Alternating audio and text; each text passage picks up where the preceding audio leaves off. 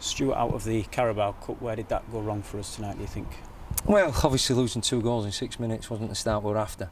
After that, I thought we looked like the team was going to get the next goal, missed a couple of chances that we should have taken, and then lose the third, which was a killer goal. So, obviously hugely disappointing. But I think the biggest thing was we give a cheap free kick away in the first minute or second minute.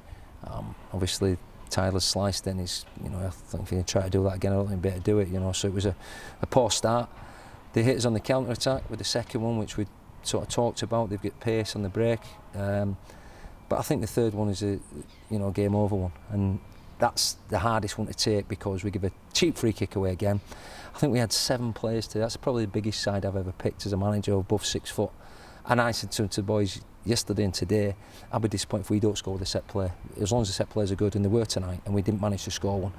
But they managed to block, get their heads on them, get the bodies in the way. We've had some great balls going there. But I think that's the biggest thing to learn tonight, is how to defend with your lives when set pieces come in your box. And the third goal, as I said, 2 goals down after 6 minutes, not a great start. Got ourselves back into it. Thought we were playing okay. Should get the next goal, don't. And then, cheap free kick and 3-0, game's over. We have played higher tier opposition already this season and in pre-season as well, and competed, looked competitive. Have we seen maybe a little bit of a gulfing class tonight? Well, yeah, certain individuals are golfing class because they've got some, top players.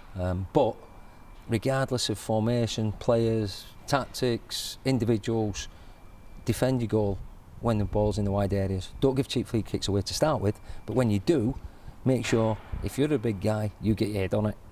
And for the lad to score with a volley, not even a header, that is embarrassing for the size of boys we had at the back there. Is the onus firmly on us in terms of the discipline, the lapses in concentration when we're giving away free kicks and giving away the goals?